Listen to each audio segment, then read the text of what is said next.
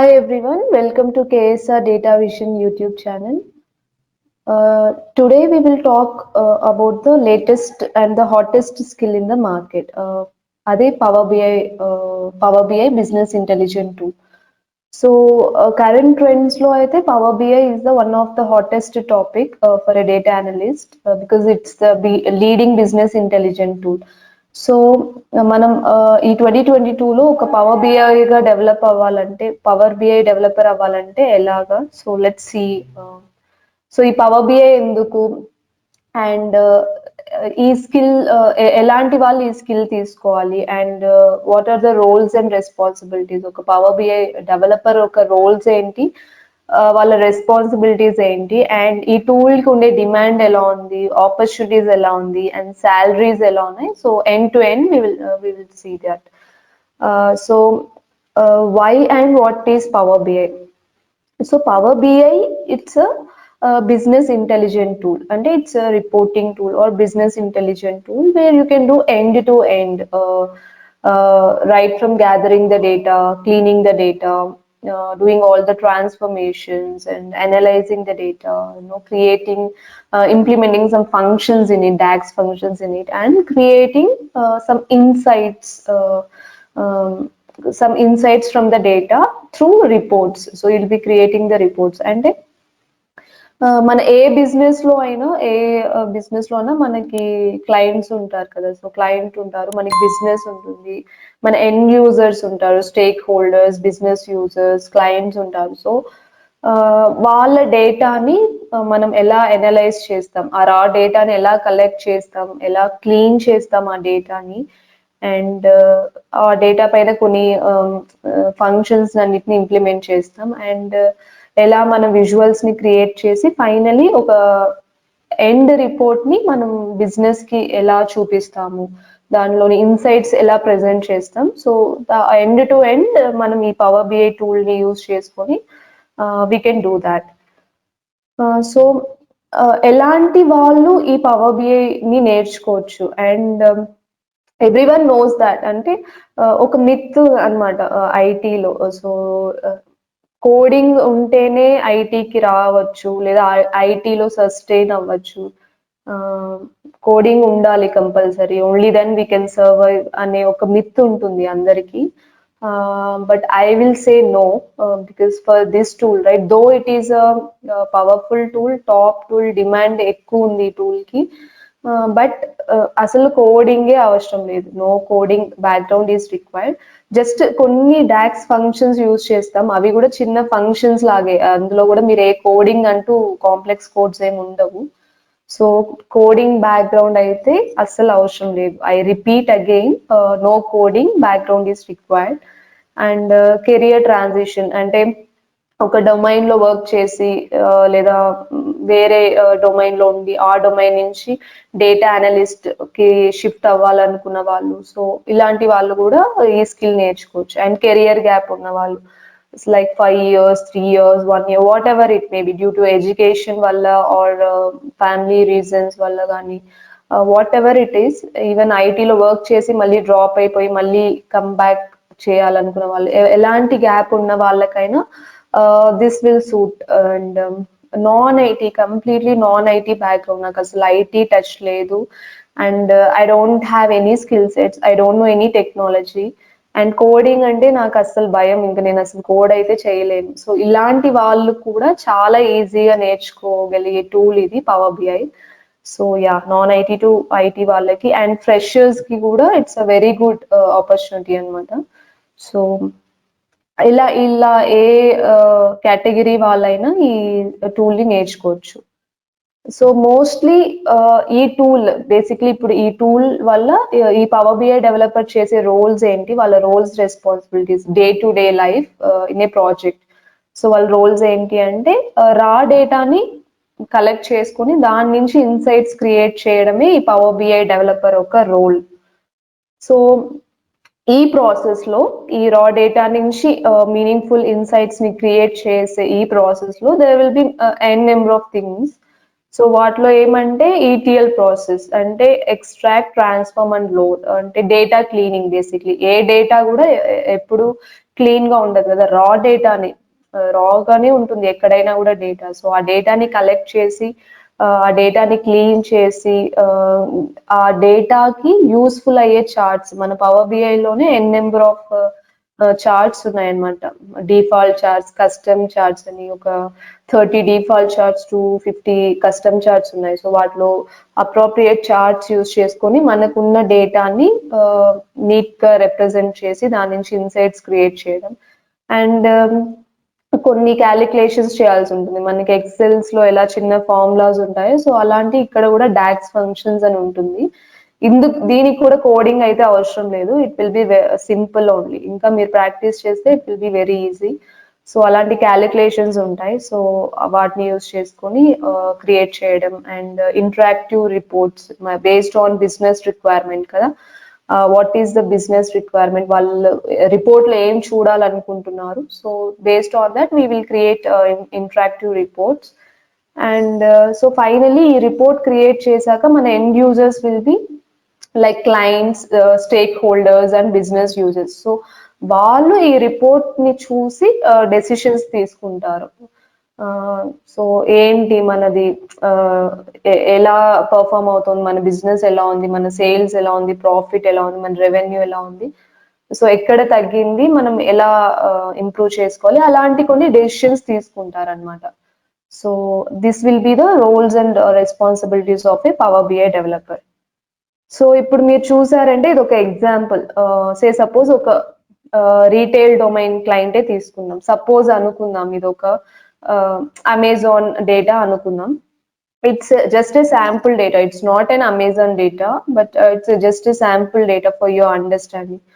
So ఇప్పుడు ఈ data చూసి మనం కొంచెం ఇన్సైట్స్ డెరైవ్ చేయాలంటే కొంచెం డిఫికల్ట్ కదా. సో డిఫరెంట్ ఆర్డర్స్ ఉన్నాయి, dates, shipping dates, shipping modes, customers ఉన్నారు, అండ్ డిఫరెంట్ ఫీల్డ్స్ ఉన్నాయి. బట్ ఇందులో నుంచి నేను ఇన్సైట్స్ క్రియేట్ చేసుకోవాలి, ఈ డేటాని అండర్స్టాండ్ చేసుకోవాలంటే కొంచెం కష్టం. సో మనం ఇప్పుడు పవర్ బిఐ టూల్ ని యూజ్ చేసుకొని మనం ఎలా ఈజీగా క్రియేట్ చేస్తాం, రిపోర్ట్స్ ఎలా ఉంటుందో నేను చూపిస్తాను.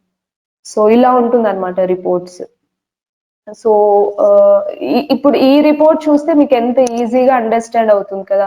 ఓకే, సో మన కేటగిరీ వైజ్ సేల్స్ ఎలా ఉంది. So okay, phones top leading లో ఉంది, చైర్స్ నెక్స్ట్, సో మెషిన్స్ ఎలా ఉన్నాయి, అండ్ మంత్ వైజ్ ట్రెండ్స్ ఎలా ఉంది, సేల్స్ ఎలా ఉంది, ఇంక్రీజ్ అవుతుందా, డిక్రీజ్ అవుతుందా, ప్రాఫిట్ ఎలా ఉంది, ఇంక్రీజ్ అవుతుందా, డిక్రీజ్ అవుతుందా, ఈ ట్రెండ్స్.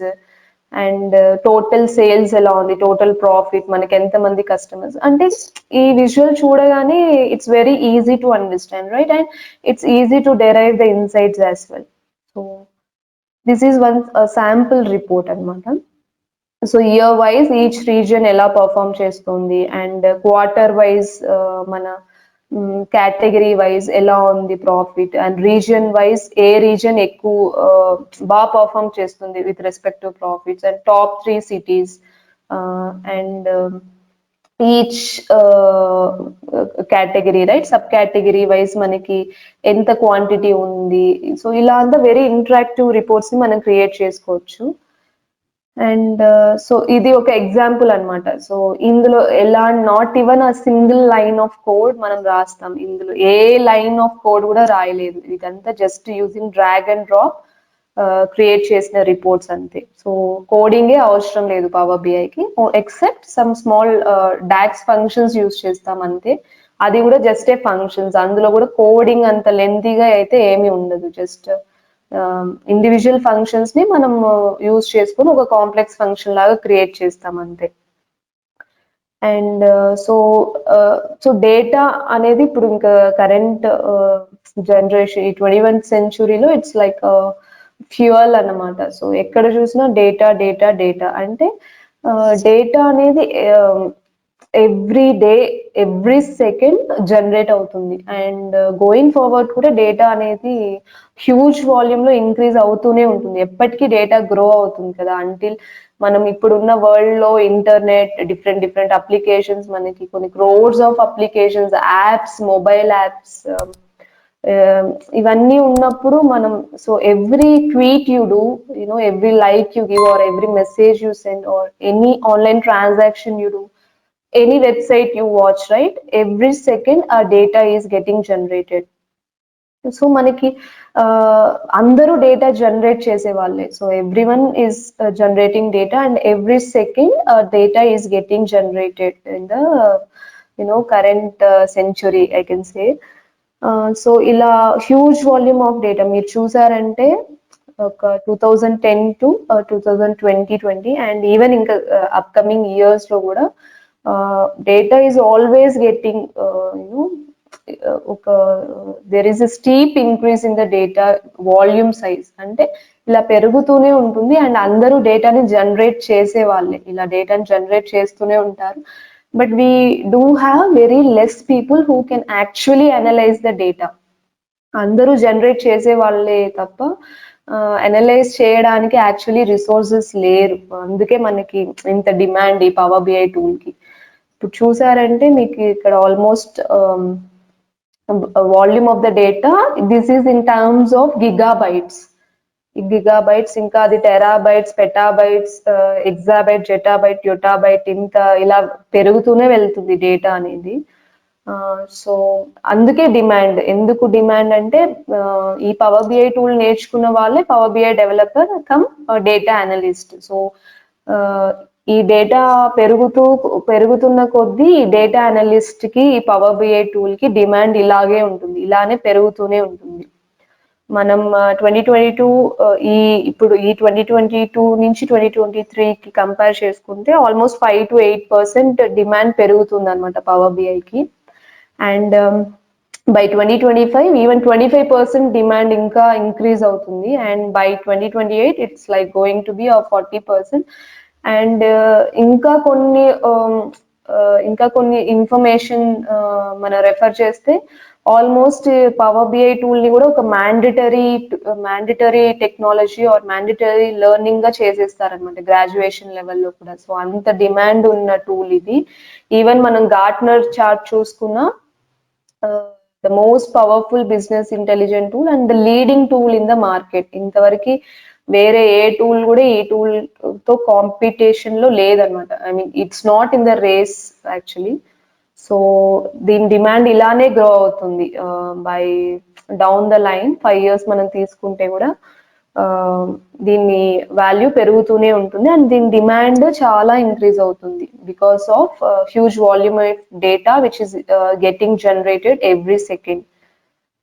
సో ఆపర్చునిటీస్ ఈ పవర్ బిఐకి ఎలాంటి డొమైన్ లో ఆపర్చునిటీస్ ఉంటుంది అని కూడా చాలా మందికి డౌట్ ఉంటుంది. సో బ్యాంకింగ్ డొమైన్ లో మన కస్టమర్స్ ఇన్ఫర్మేషన్, వాళ్ళు చేసే ట్రాన్సాక్షన్స్, కస్టమర్ డీటెయిల్స్ ని స్టోర్ చేసి దాని నుంచి ఇన్సైట్స్ క్రియేట్ చేయడానికి బ్యాంకింగ్ డొమైన్ లో యూజ్ అవుతుంది.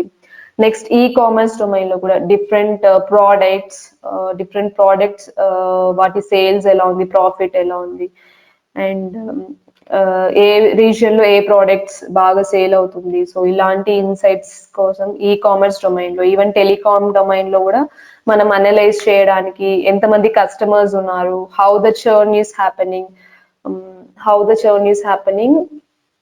with respect to the customers or the services they are taking, right?